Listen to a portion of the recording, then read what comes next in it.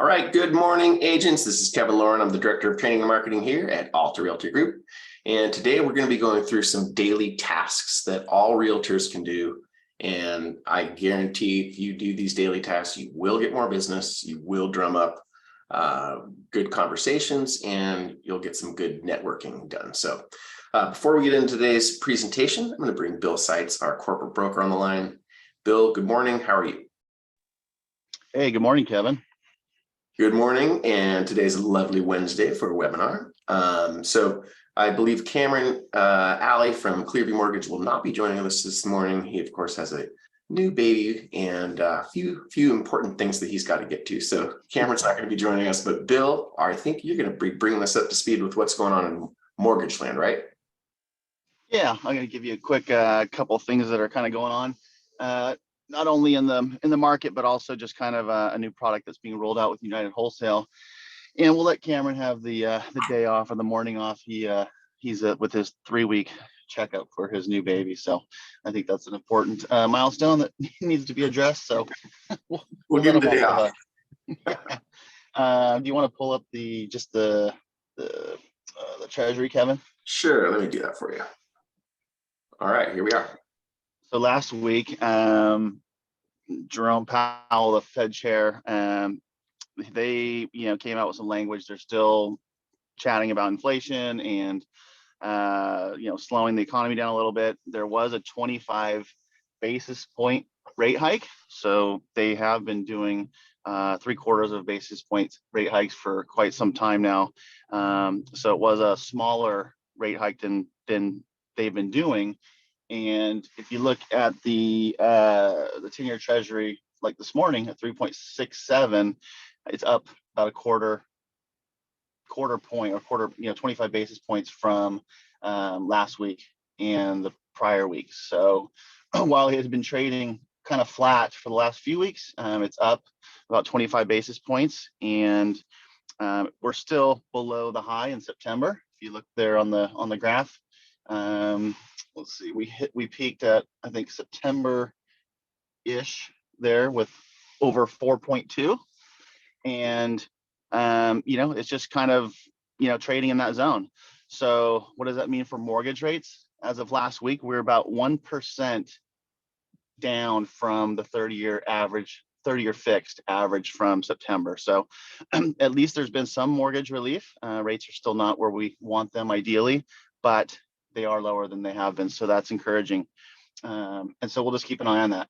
It seems like the data is changing obviously every week, and so that's why we like to come on here and just give everybody a little bit of a snapshot of what the language is, what direction the markets are going, and what to expect. And on another front, we, as everyone knows, United Wholesale is our primary wholesale mortgage partner. And they are, basically a full spectrum lending outfit. And a new product that they have rolled out, which I think is pretty cool, and I'm really actually excited about this to learn more myself, is they have a one-time close construction loan now. So for those of you that work with small builders, maybe you've got clients that want to purchase a lot and need a construction loan, that will now be available through Clearview Mortgage and through all of our loan officers. And that's going to be, I think, really cool, because there's a lot of small builders out there that, can use for cash flow purposes and liquidity, that this is helpful. And it also allows your clients to do everything together. And the way it works is that you get your construction loan, the financing is done in basically stages, and then it rolls into a permanent financing, a 15 or 30-year fixed loan at completion of the project. So we're going to be getting a little bit more information on that this coming week in the next few days, and certainly with our Friday meeting with United Wholesale, and we will bring back some more details. But I'm really excited about that product. I think that's something that we can use, and I think some of you out there will probably be happy to hear about that as well. Oh, for sure, Bill. No, thank you for that. Much appreciated on the update. And, I think everybody, with the lack of housing and this, we're definitely in in a spot where there's just not enough housing, we're probably going to see some more construction, right, Bill? Yep, absolutely. And if we can make it easy and make it simple, and the process is not too much of a headache, I think more people will consider going this route. Okay, perfect. Well, much appreciated, Bill. So now we're going to switch gears, and let me share my graphic that I've created for you guys. Okay, so sometimes on these webinars, we like to just go over some, 2 weeks ago, we went over the habits of the top producing agents, which I think is really, really important to just, see what other people are doing that makes them successful. So today I want to go over some actual tasks, daily tasks, because I get asked this all the time, especially if, agents don't have listings or they just don't have anything going, right at this moment. How do you fill your day? I always say that our time is our most valuable asset that we have. And so we have to use it wisely. So identifying some daily tasks that you can do. And this doesn't mean you have to do every single one of these things every day, but these are things that you can do on a daily basis, which, will give you some direction on, hey, what can I do with my time? I'm here, I have my time. I can, what could I do to make my business more effective, right? So the first of these little, daily tasks is have 7 conversations with homeowners. So you may not have any homeowners, you may not have any listings, but that doesn't mean that you can't talk to homeowners, right? So how can we do this, right? We can check in with past clients. We can see how they're doing. We can, see if they've done any improvements, see if we can offer them any, valuable tips. We can put them in contact with Andrew Leone from Solar Reps. We can, there's all different kinds of things that we can do and reasons to call a homeowner, right? So you can call existing clients with updates on the marketing of their home, right? That's fun. Hey, just letting client, these are the things that we did. We ran a Facebook ad and we got this many, hits. And we also are, running a open house, and this is the results that we had from the open house. So that would be, examples of conversations that you could have with homeowners. Call homeowners that are in your farm area. Why not? Do some walking, walk your farm, knock on doors, say hi to people that are out watering their lawns and doing, tasks in their yards. So these are all conversations that you can have with homeowners. You can call for sale by owners. That's a great one. You can call expired listings. Hey, just checking to see if you need any help relisting your home. Would you like me to prepare a different, CMA? Would you like me to prepare some other kind of report that shows you what's going on in your area? So those are the kinds of things that you can use, you can, fill your day with, right? You can do some circle prospecting with recent sales info. Hey, just letting you know that this is what's sold over here. This is what you can expect. So, a lot of great conversations you can have with homeowners. And so the more times you're speaking with homeowners, the more, first of all, you're getting sharp. You're understanding what's going on in your area and in your farm. You're also, making those connections. And you're the squeaky wheel. You're not the secret agent. You're out there. You're pounding the pavement. You're talking to people, right? Those are the things that make you stand out from the other agent that's, possibly just sitting on their couch watching TV. You know who you are, agents. There's a few of them. But these are the things that you can do to separate yourself and to actually drum up business. You're out there. You're talking. You're being proactive. So conversations with homeowners, try to have 7 of them daily, every day, right? Or you can use some of these other, techniques. The next one will be 6 conversations with prospective buyers. Why not? So if you want to have, if you want to get in front of buyers, if you want to be noticed by buyers, try to have 6 conversations with prospective buyers, right? So these calls normally they're going to focus on adding value or communicating details on properties, or, things that are, have just come up recently. So you want to be able to inform these buyers with some critical information that will help them make their choice. It could be mortgage information, right? Every Wednesday we talk with Cameron or we talk with Bill and we find out some, mortgage information. So a buyer might be very, very interested with some mortgage information. Hey, just letting you know, rates just went here. We're looking at, Cameron just informed us that, wow, there's probably, a good opportunity coming down the line, or whatever it happens to be. You might have a really good insight to be able to provide your buyers with some mortgage information. Other people that you could probably, speak with and have a quote unquote buying conversation would be, active buyers that you have in your database, obviously, online leads that you buy, or online leads, even through OpCity, renters who might be considered buying. That's a great one.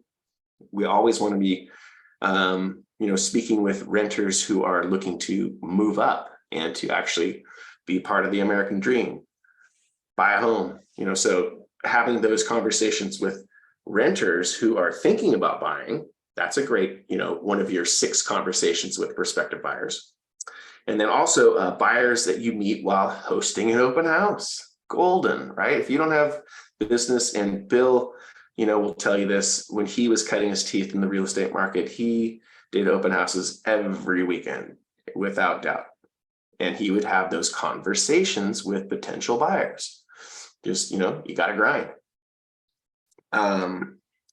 Next would be 5 conversations with past clients or people in your sphere of influence. Well, that is, really that's probably the most important one. So keeping in contact with your past clients and people who are in your influence, in your sphere of influence, that's just probably the most important thing to do. So if you're going to pick one of these, I say this is probably your most important ones.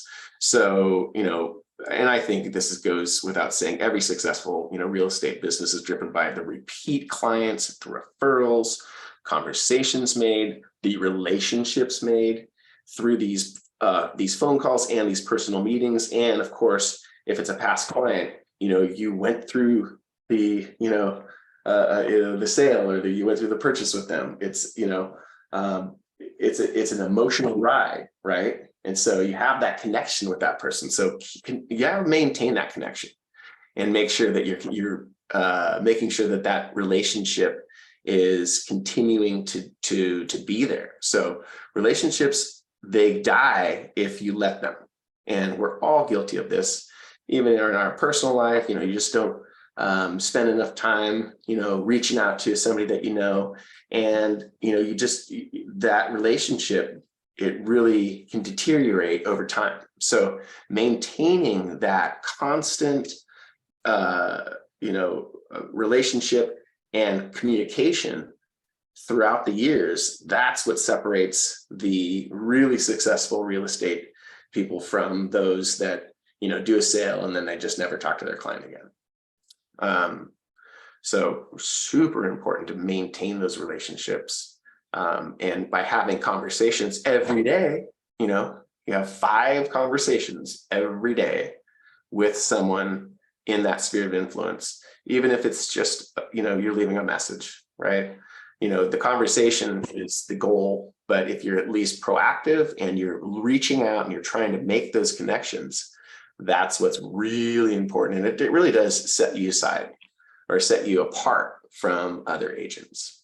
So that, those check-in phone calls, pop-by home visits, not a big fan of these that much. I think, check-in phone calls, if it's in your neighborhood, maybe it's more appropriate, but the pop-by, I think, is, it's not for everybody, right?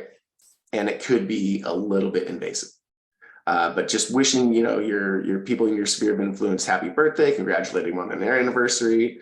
Those are super simple to do. Everybody that is part of our program too, that has the agent marketing system, we automate that. So the people on your, in your database they get that birthday card every year, and they, that's at least one touch.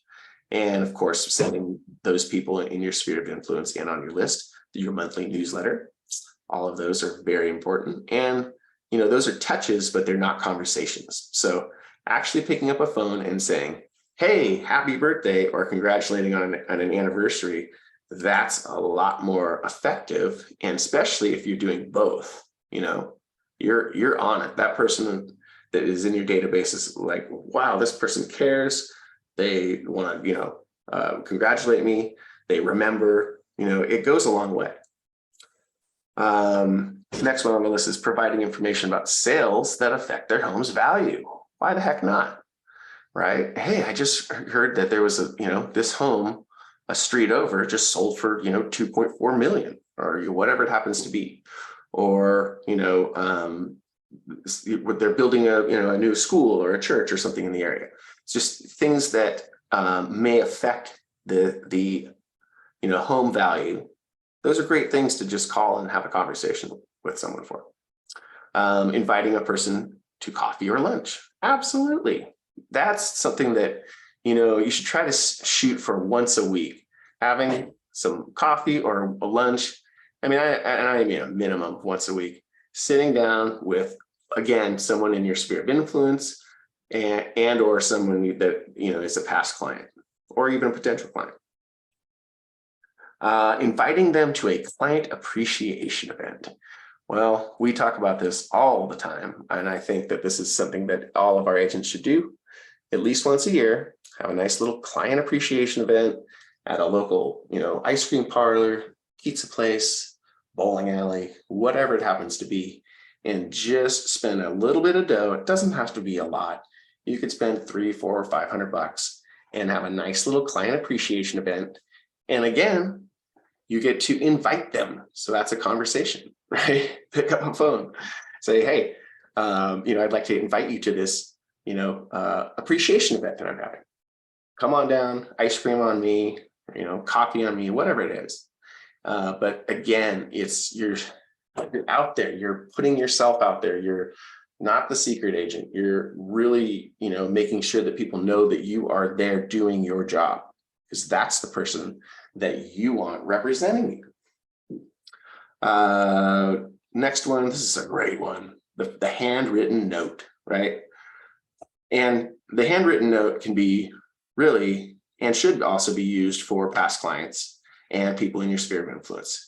If you are sending out handwritten notes every day to someone in your clients, in your sphere of influence or a past client, that is powerful. How often do you receive a handwritten note from somebody in the mail? I don't get them all the time. So it's something that's powerful and sticks out. And again, you receive that, you're being cared for, right? You're being thought of. It's a thoughtful thing to do, to actually write a note, stick it in the mail, put a stamp on it, and send it off, right? So it's just, it's almost a no-brainer, but very few people do it. And the agents that do that, they definitely get response, right? You're going to get a phone call back. Maybe you're going to get a text back.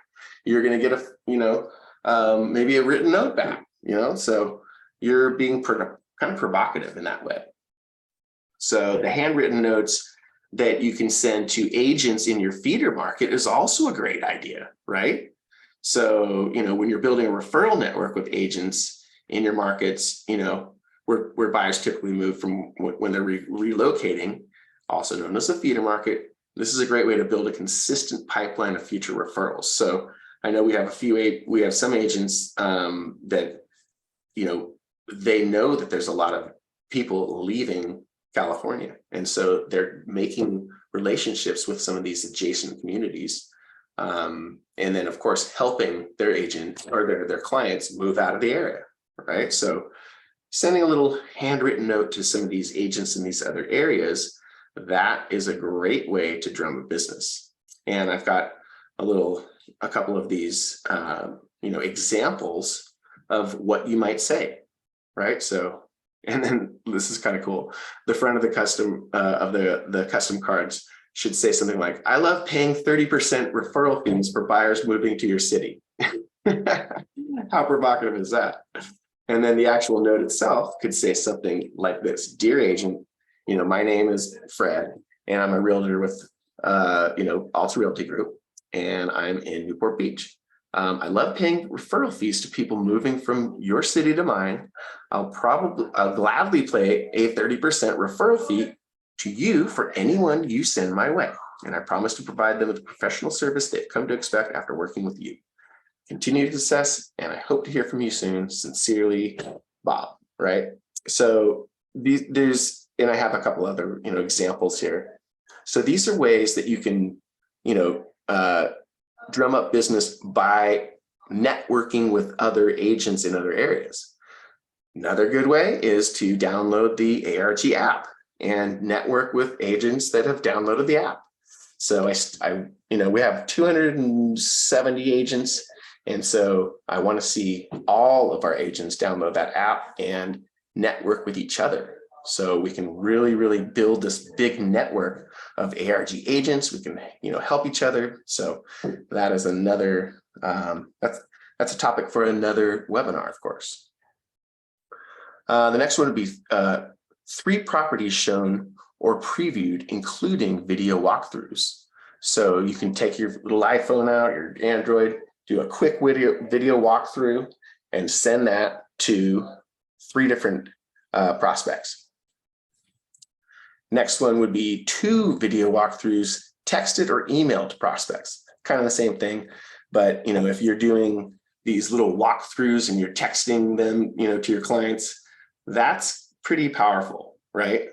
And you can, just say something like, I was recently at the house located at 123 Main, and I immediately thought it might be something you would be interested in, right? And so another thing is, if you don't have any business, check out some of these other, open houses, go and, preview some of these properties for your clients and, proactively send them these little videos, right?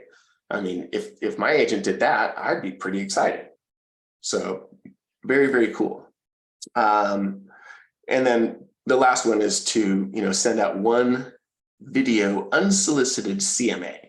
So, literally do a nice CMA for one of your prospects. You could, Zoom is something we're all familiar with since we're all on it right now. All you have to do is, create your own Zoom account, and you could video, just like I'm doing right now, videotaping this webinar. You could video yourself going through a quick CMA, and it turns it into a little video, and through Zoom, you can just send that or email it directly to a client. So doing a video CMA, and I love the unsolicited, right? And so the homeowner does not request this, but you're saying, hey, let me check this out, or let me show you this CMA, and let me go through it with you in a little video, and I'm just going to send it to you. Super powerful. Agents that do that do get business. So something I definitely recommend. So, Bill, we have gone through our daily habits here. And so any, big takeaways you have from today's webinar? Yep. Took a couple of notes here. All very good stuff. As you mentioned, open house. Now that, people are, a lot more comfortable being out in public, walking around, things seem fairly normal. I see open house signs. If you're not busy right now and you need clientele, well, really you should be doing open houses. There's no better way than having potential customers come to you. And if you don't have any listings, well, that's a great reason to get the app for ARG and connect with other ARG agents. But it doesn't have to be an ARG agent. You could call the agent down the street with another brokerage that has excess inventory that maybe it's a neighborhood that you're trying to penetrate.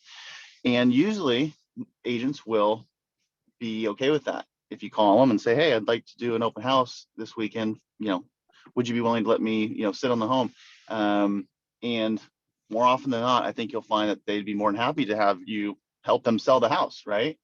not only could you possibly find a potential buyer for that house, you could find a buyer for some other property. So as Kevin said, you know, in my earlier days in this business, I literally did open house every Saturday, every Sunday, 12 to 4 for years. So been there, done that. For me, it was it's easy. It's just my personality. It's not hard for me to go and talk to strangers and invite them in and drum up conversations. Might not be as easy for some of us. It's just we all have different skill sets, but that's a great one. Also, Kevin, you mentioned conversations, which this business is obviously all about those conversations. I just think they need to be authentic. If you're not engaging in authentic conversations, it's not going to work as well, or people are going to say, this guy doesn't seem genuine, or this gal doesn't seem genuine and authentic, and so maybe you won't be able to do business with them. So I think that it's got to have authenticity with it and the good information coupled with that, right? That's a really good point, Bill. Really good point. And then the repeat clients. This is a big one because, and you mentioned it, the best agents in this business do multiple transactions with the same client, right? Maybe they're newly married, or maybe they're the young professional, then they get married, then they have children, then they need a bigger house, and then maybe they're retiring or whatever. And the good agents that are in this business for the long haul are capitalizing on those life changes along the way.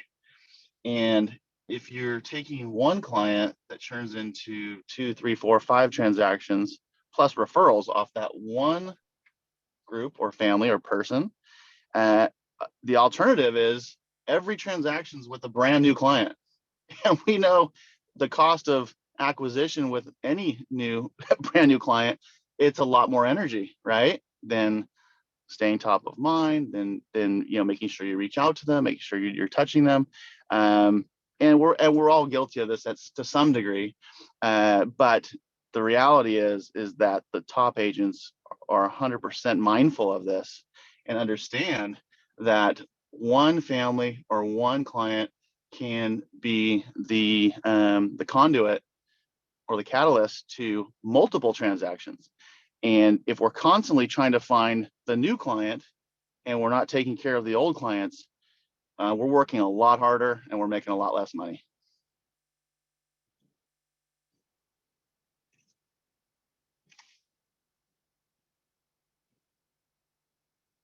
Sorry about that, Bill. I'm just talking away over here with my thing muted. It happens. It does. Okay. So yes, absolutely 100%.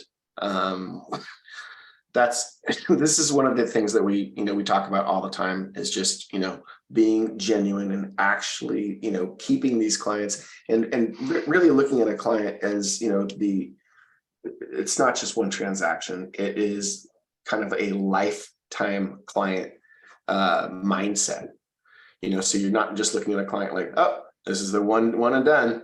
You need to look at every client as, okay, there is a, there's a length. It's kind of almost like each client should be looked at like, how many transactions am I going to do with this particular client? Not just one, right, Bill? Well, yeah. I mean, like I said, if you're constantly getting the new client or the brand new client, you're completely working extremely hard to procure a sale when you don't know these people as well. They're all they're cold clients, in the sense that if you don't know these people and you're not nurturing the ones that you already know, like it just seems like you're just working against the headwind instead of working with the wind. You know what I mean? Exactly. And so everybody should spend quite a bit of time on referrals, on talking about referrals, asking for referrals. And so the people that you're going to get 90% of your referrals from are past clients that actually went through a transaction with you. Of course, family members and friends, you're going to get referrals from them. But the big ones are those people that you went through the trenches with. right? And they go, oh, wow, this person, they saved the day. The transaction was going this way, then it went that way. And oh yeah, and then remember that happened. So they have a track record with you. That's who you can get a referral from, especially when you kick butt and you do a great job. Because then you can expect to ask for that referral. You feel like you earned the referral, right? And if you have that mindset, then you're way ahead of the game, and that's where you're going to pick up that extra business.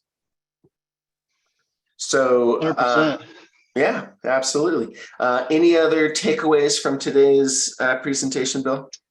No, not today, but I do want to just touch real quick before we go.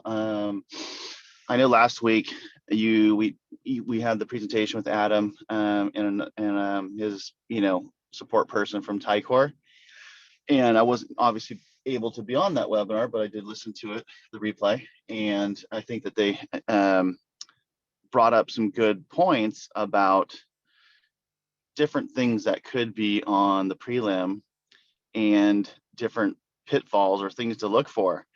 And I just want to use a quick anecdote and just let you know how this can potentially turn sideways, even if you do nothing wrong per se. And we're going through this right now as a brokerage. And so this is just, kind of a short summary of what can happen. And it's unfortunate that it happened to one of our agents, but it did. And I'm just going to run through it really quickly, but it has to do with the preliminary title report. And so our agent was representing some friends of hers, and they were the buyers.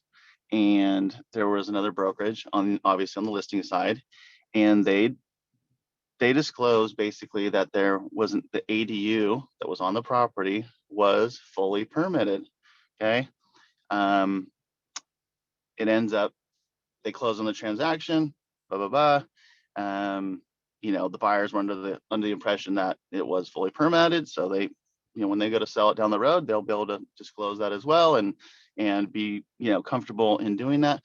Well, it comes to be that the ADU wasn't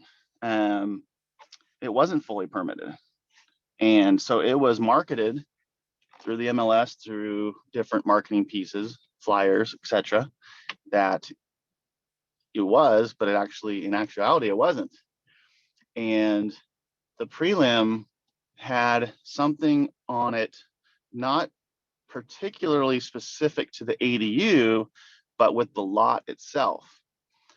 And so it's turned into quite the issue here. It's actually turned into a complaint, potential lawsuit for Alta, one of Alta's agents, the other brokerage, and the sellers. And while we're confident that the Alta agent did nothing wrong, the other brokerage is actually trying to bring in culpability because they said that the Alta agent did not review the preliminary title report, as there was something there, even though it wasn't exactly what the issue is. There is something on there, and she should have dug. They're just trying to make the argument that she should have dug further. She should have looked into, there was something, that was coming up, blah, blah, blah. And you can see where this goes.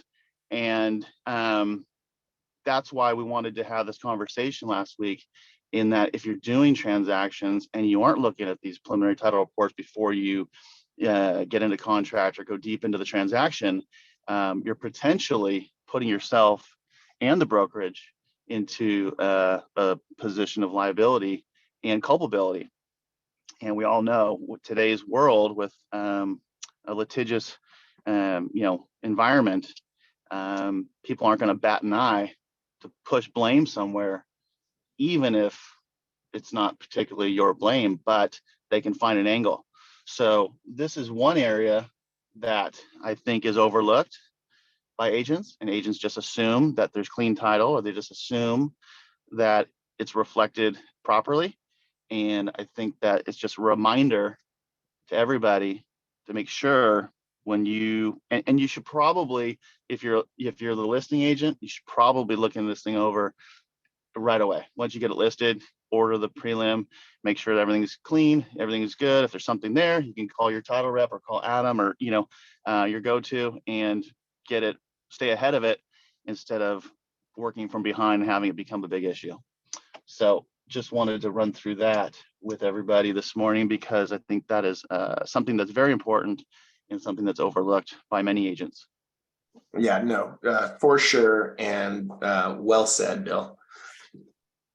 All right, great. Well, I appreciate that. And I was going to try to squeak Andrea Leone from Solar Reps on, but we've run out of time. So Andrea is going to join us next week, but a lot of agents are taking advantage of that solar program, which is awesome. And I'll just make sure that Andrea Leone's information is on the replay when I put it out. And then also don't forget to use Legacy Escrow. Raquel Bauer is doing a phenomenal job for a lot of our agents.